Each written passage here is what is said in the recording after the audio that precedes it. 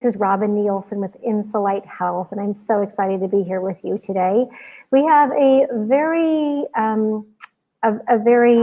popular topic today: how to have a baby. And I chose this topic because we have a new column called Ask Robin that you can send in a question for. And the most commonly asked question is, how do I get pregnant?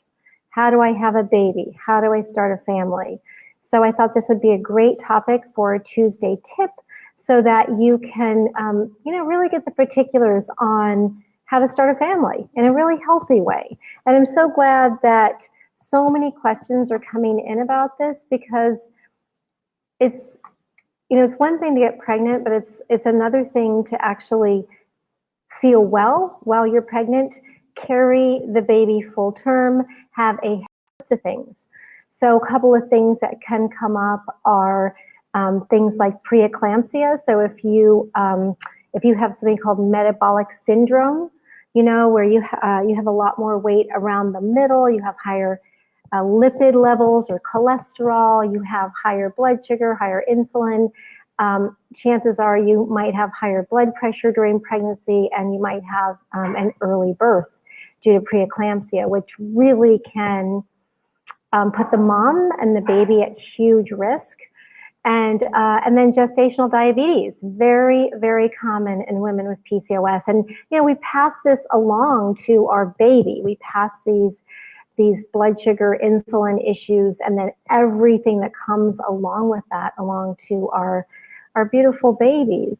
And then the other thing that can happen is, hypothyroidism, if you're not getting enough nutrients and taking really good care of yourself, for sure.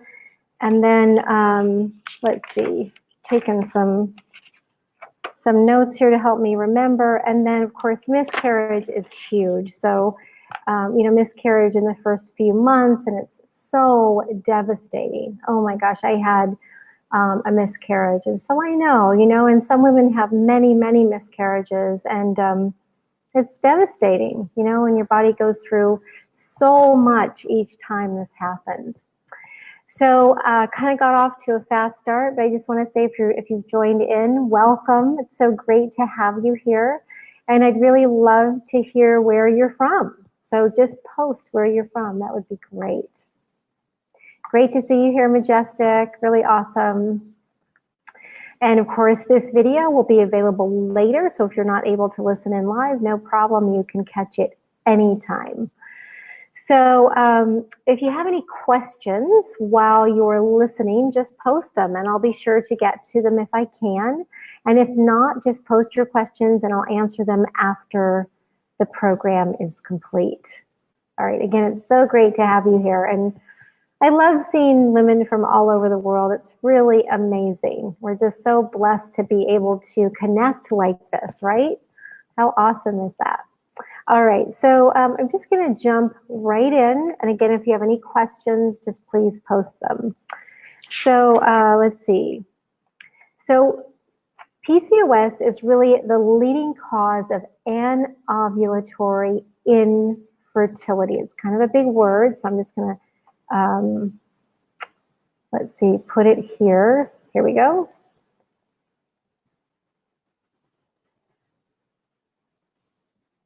Oops. Have to spell things right though. So anovulatory infertility. And what this means is that you're not ovulating. So you may have a regular menstrual cycle. And a regular menstrual cycle is a regular menstrual cycle with ovulation is usually 21 to 35 days. So if you're outside that, you may not be ovulating. I'm going to share with you how you can tell if you're ovulating. And it's really cool, really. Ovulation it's really,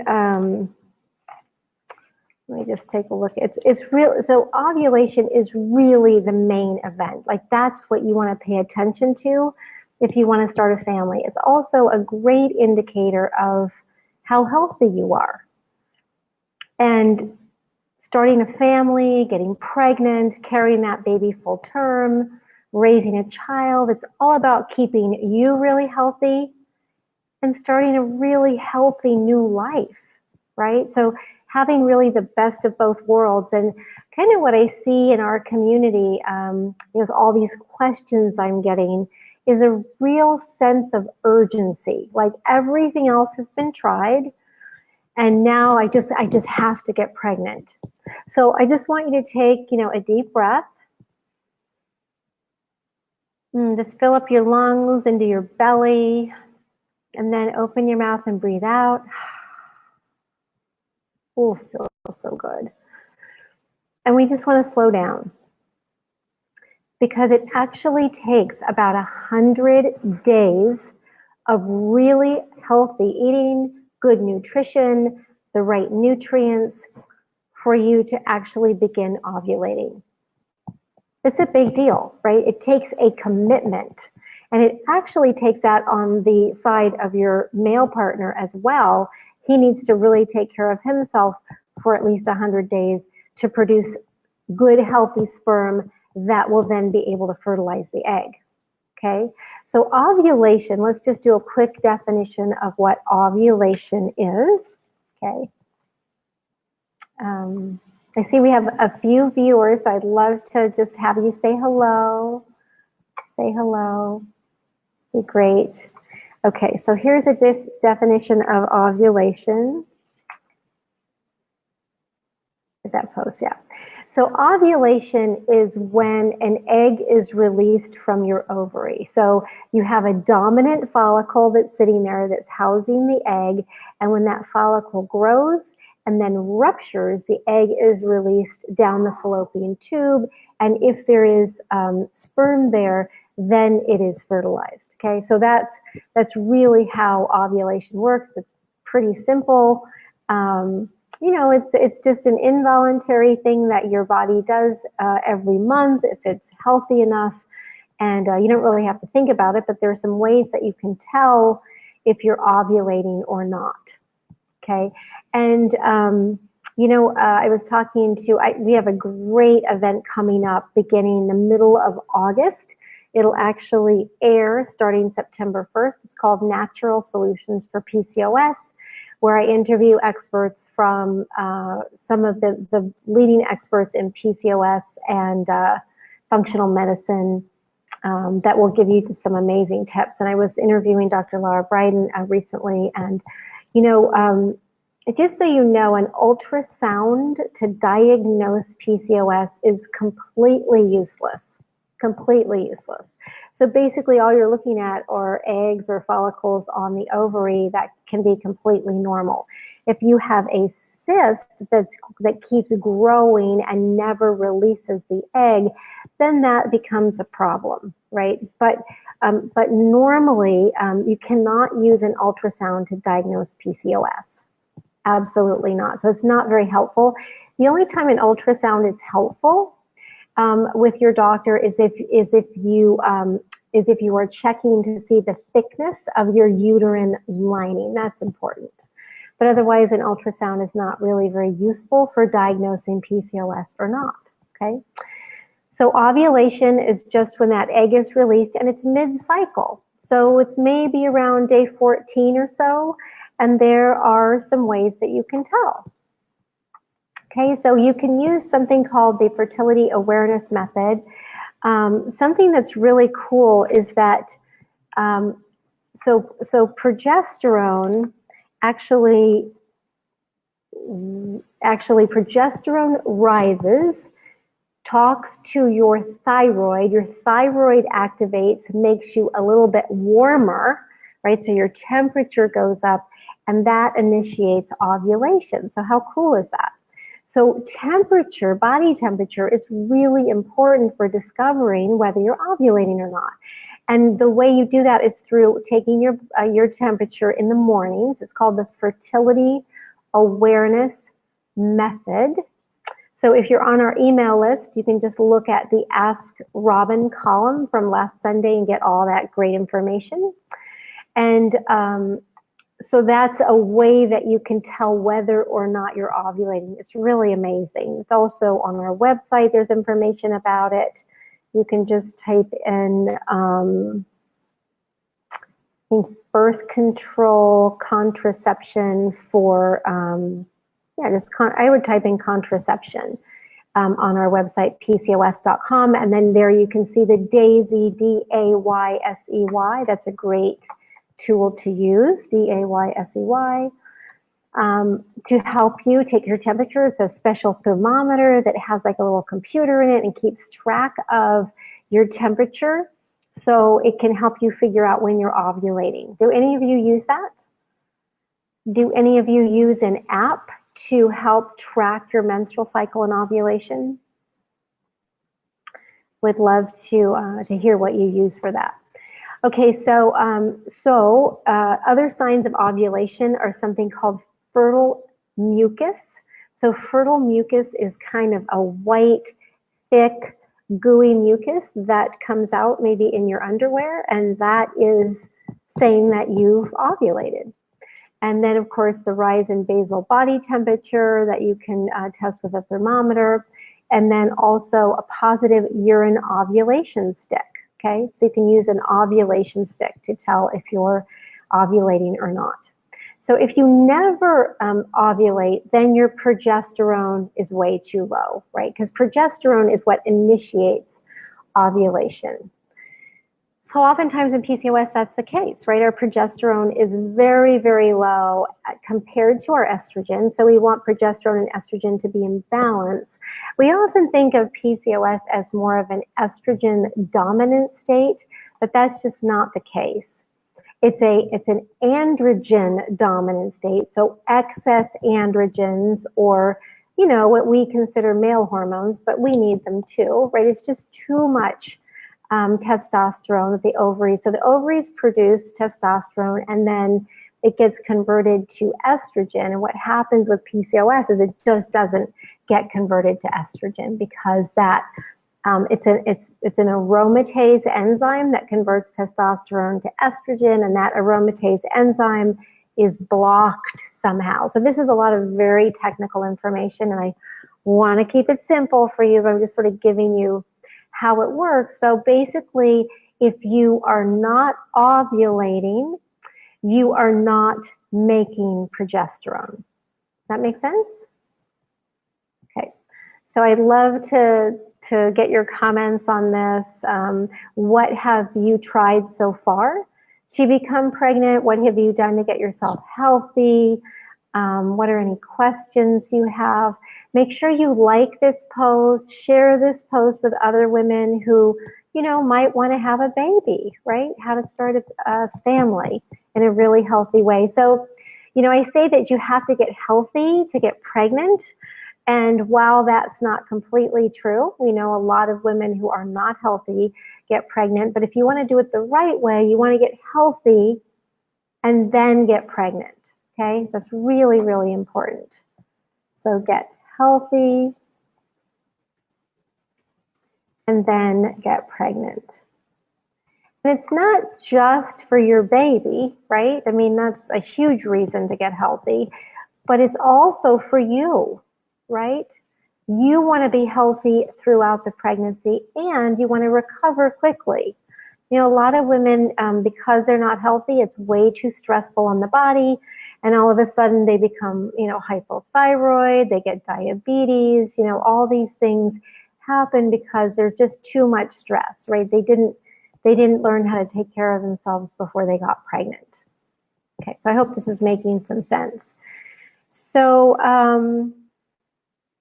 let's see, just want to make sure I cover everything. So again, if you want to get pregnant, ovulation is really the main event. That's what you want to pay attention to. So you need to get a regular cycle, and you need to be ovulating. And what's really cool is that women are so blessed to have this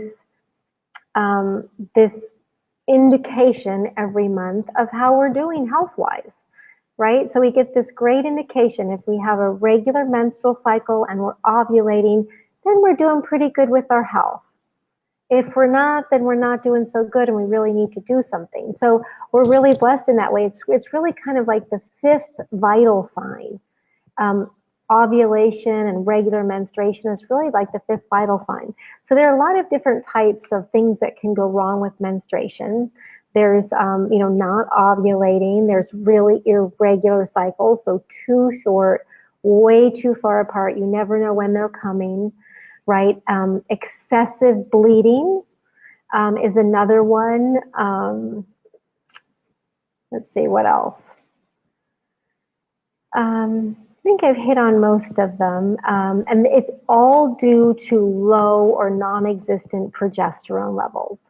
Now, if I've heard from a number of women who are on hormonal birth control, right, to regulate their cycle so they can have a baby.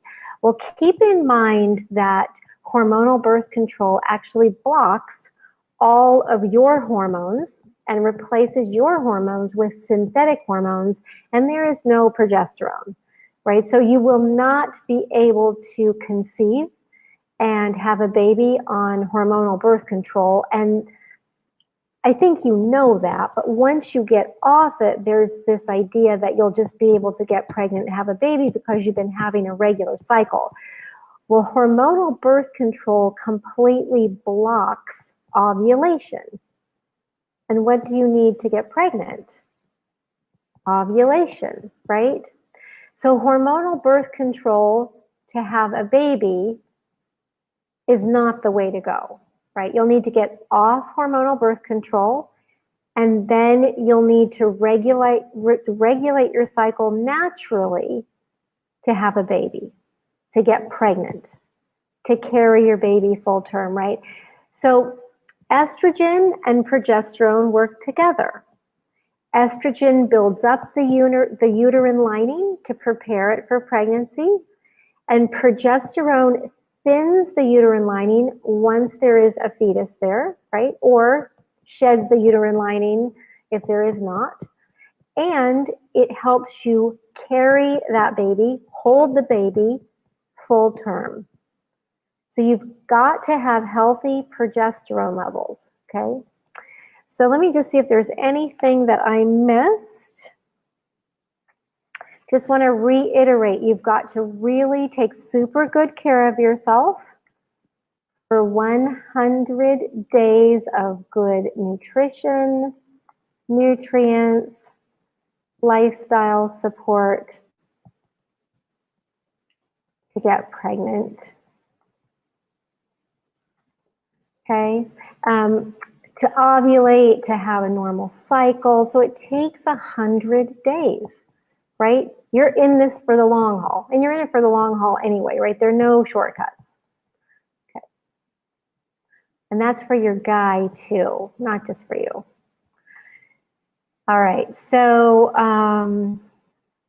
signs, let's just talk for a minute about signs of low progesterone. So that would be that you have no fertile mucus, you have prolonged or heavy bleeding, you have bad PMS symptoms, and you have premenstrual bleeding or spotting, like your body just cannot figure out what to do. Yeah, all right, so let's see here. So women with PCOS are 3 times more likely to have a miscarriage. That's a really big deal, right? And you may be a woman who has experienced this. So yeah, so just know that you need to build your progesterone levels. So we'll talk about how to do that. Okay, so Tiffany, thanks for posting, Tiffany. She said, I was just diagnosed with PCOS. I'm not ovulating at all. What do you recommend? I was put on metformin, but was taken off it due to causing UTIs constantly. I'm trying to get pregnant. Okay, well, you are in the right place. So what you may need to do is start at the beginning of the video and just listen to the whole thing so that you get some of the things I've talked about already, but I'm going to share a whole bunch now on what you can do to start a family. So again, we want to get healthy, to get pregnant, to carry the baby full term, and to have a healthy baby and a healthy you. Does that make sense? Okay, healthy body, healthy pregnancy, healthy baby, healthy you. So maybe it starts with healthy you, healthy pregnancy, healthy baby, and then healthy you too at the end, okay? Because you're taking care of yourself all the way along. Does that make sense? All right, so what you want to do is take a look at those things that I call the hormone deal breakers, things that are causing you to be low in progesterone. There are a lot of different things, right? So there anything that causes too much stress in the body, too much stress. And women with PCOS seem to have a little bit less stress resilience. Maybe we have more stress in our lives. We perceive stress a little bit more acutely than others. So it's really important to start identifying those stressors. Insulin resistance is huge. It suppresses ovulation. So if you have high levels of insulin, you've got to get those down in order for ovulation to happen. Toxins are a huge ovulation suppressor, especially things like BPA that we find in plastics. Any, anemias. So if you're anemic, if you've been losing too much blood and you're not storing enough iron, that's a really big deal.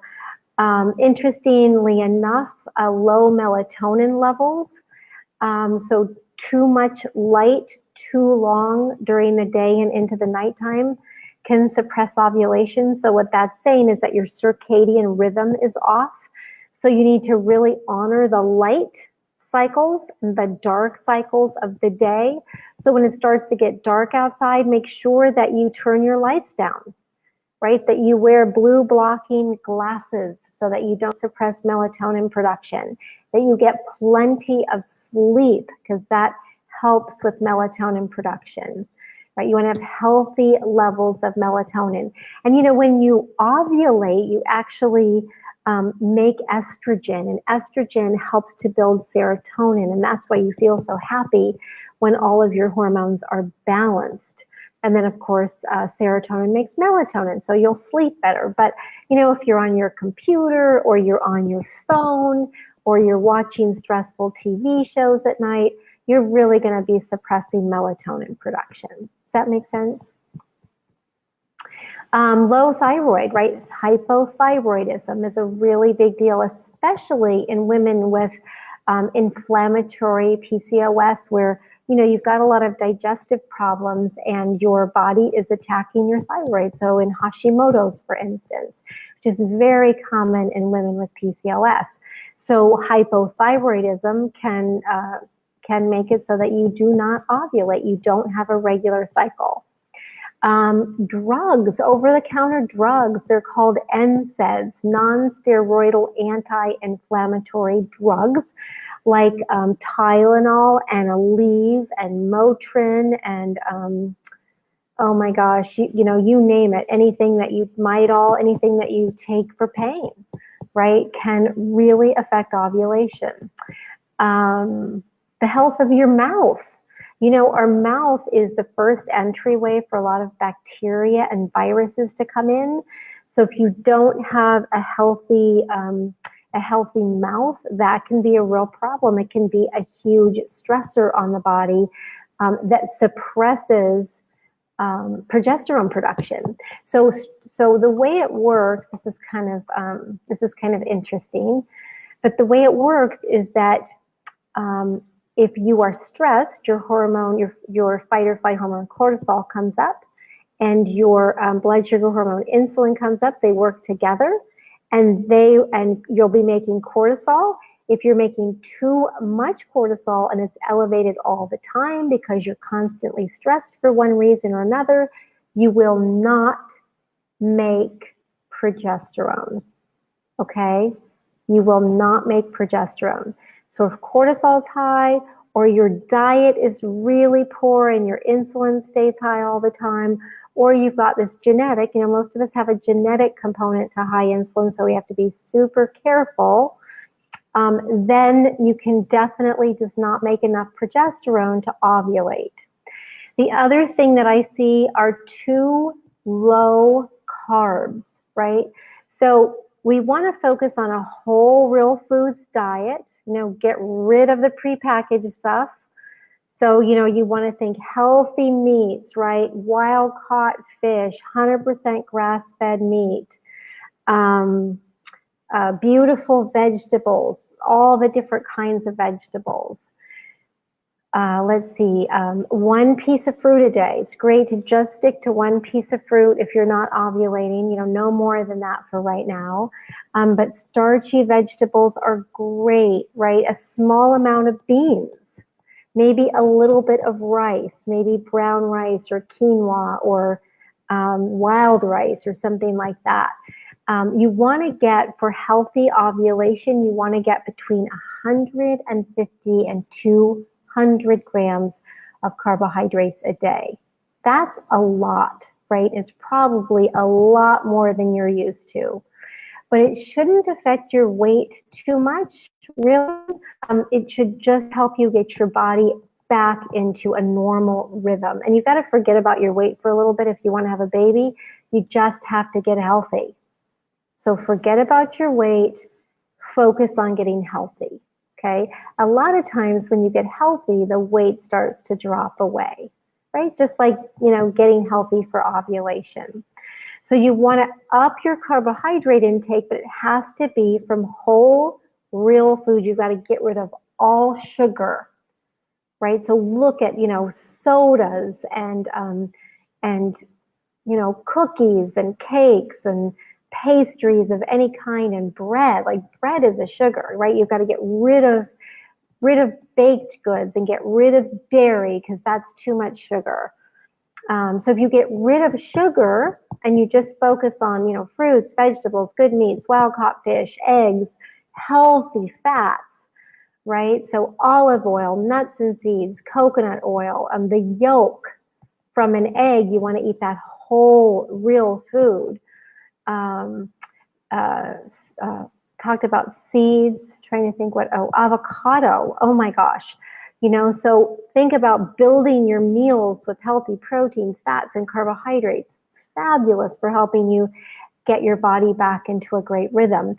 And you've got to really stop over exercising. You've got to stop over exercising. It completely stops ovulation. So if you want to have a baby, think of sleep first and then walk for your movement, right? So get your movement in, but walk. Get out there in nature and walk. Stop high intensity exercise, okay? You can do weights because especially with insulin resistance, that glucose is stuck in our muscles. So if you do weights, it'll help to burn that off. So weights are good. Walking is great. Just de-stressing in every way, taking a look at, the stressors in your life, toxins, where are they coming from? Look at your skincare products, look at your shampoos, your conditioners, your household cleaning products, your laundry detergent, your garden care products. You have a bunch of pesticides and herbicides in there. Where are toxins getting in? Sometimes I just stop, putting any nail polish on my nails because even though it's a healthier kind, it's still, can be toxic. So just really take a look at all those things. If you want to, start a family, you've got to get healthy. And remember, how many days does it take? I ought to give a prize for the woman who remembers this. How many days does it take to get healthy to start ovulating? Come on, girls. I'm not going to tell you. You'll have to go back and watch this again. But in case you remembered, that's how many days it takes, right? It takes a while for you to get your menstrual cycle back with the right. So I'm going to tell you what it takes again. So you've got to have the right food, nutrients, movement, sleep. Oh, Tiffany's a winner. Yay, girl. Excellent. Okay. Tiffany, you're going to have to win something for that. I'll have to come up with something cool for you. All right. So it takes food, nutrients, movement, sleep, less stress of all kinds, right? If you have chronic infections, figure it out, fix it. That's what we do in our, with our 5-element system. We have our community and we try to figure out what those hormone deal breakers are for you. And we try to fix them. We're kind of a baby making factory with our PCOS 5-element system. We've, so many women have been, very frustrated. They were not having a regular menstrual cycle. They got regular, they got pregnant, and they carried a baby full term. We have a ton of these stories, but it takes time and you've got to be committed, right? But the benefits are so huge, right? So it's not a quick fix, because quick fixes never work, but it's a long-term solution to your overall health, and therefore the health of your family, your beautiful new family.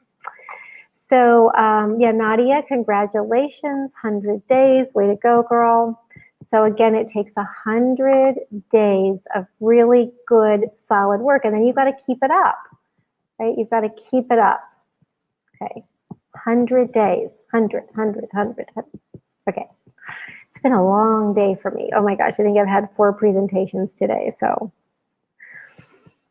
trying to keep it going, right?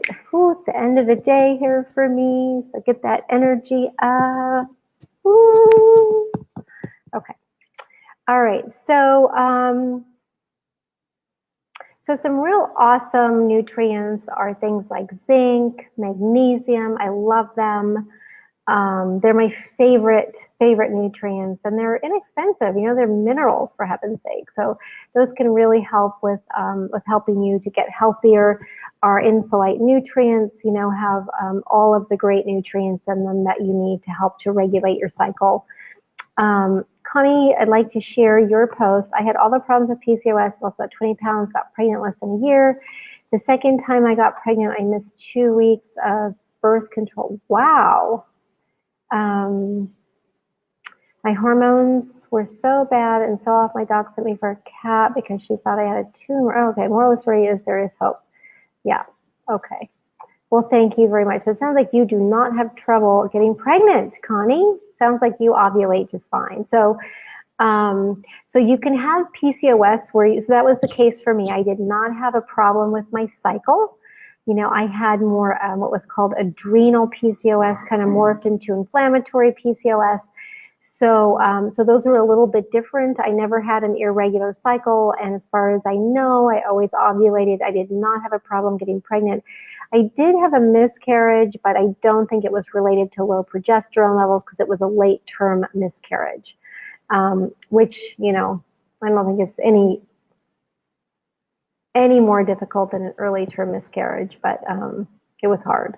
Yeah. So, so yeah, you can definitely have PCOS symptoms. You can definitely have PCOS and have a regular menstrual cycle for sure. So thanks for pointing that out, Connie. And I hope that your hormones are okay now. So yeah, and I would not agree with lose weight. So I don't agree with that. I agree with get healthy. Okay, so I appreciate you sharing that, but you've got to get healthy to lose weight. You also have to get healthy to get pregnant. So I wouldn't worry about the weight so much, but what I would worry about is taking care of your body. So so that's really it. You just really want to focus on ovulation as the main event. Get yourself started on the the fertility awareness method, because that's a really great way for you to tell whether you're ovulating or not.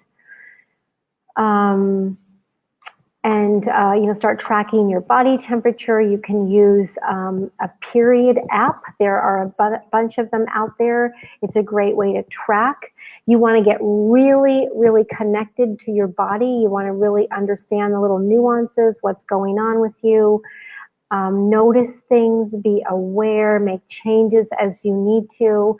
You can post here if you'd like to, and I can, answer questions for you, but it's really about getting your body healthy, right? You have to get your body healthy, and it just needs a lot of nutrients to do that. So if you're not having a regular cycle, or you're not having an ovulation, your progesterone's too low, you're just not healthy enough yet. So keep working on it. I know if you're here, you have an interest, you care, and you want to do it the right way. So that's awesome, right? It's awesome. All right, any questions? I want to make sure that I answer any questions that you have before we end today. Yeah, would love to hear any questions that you have. Okay. Well, I'm going to end the program now, and if any come up for you, you can post at any time. It can get a lot more detailed than this. We have a lot of resources on our website, PCOS.com, so I want to make sure that you go there and you can type in whatever your question is, and there will be a lot of articles for you there. You can also take our PCOS assessment to see where you are on the spectrum of PCOS, and yeah, it's hard to tell, you know, what next steps are unless you know if you're producing progesterone and if you're ovulating. So that's really important. So Janelle says my fixture is recommending I get one metformin. Jessica, hi Jessica, and Janelle says doctor. Okay, my doctor is recommending, I get on metformin. Okay, well that's really not a fix for getting pregnant, right? Metformin is not going to raise your progesterone levels. Magnesium works as well as metformin for helping with insulin resistance and things like vanadium and chromium and cinnamon, right? They work great. So what you have to work on are a lot of the things that I talked about in this program. So just go back and listen to the whole thing and start identifying those underlying stressors for you, and do your 100 days, you know, of really taking good care of yourself and taking those nutrients that you need for your body to repair and get on a regular cycle. I've seen it over and over again. You totally can do it, and you're totally worth it. All right, thank you so much for being here today with me, and I look forward to seeing you next time. All right, bye everyone.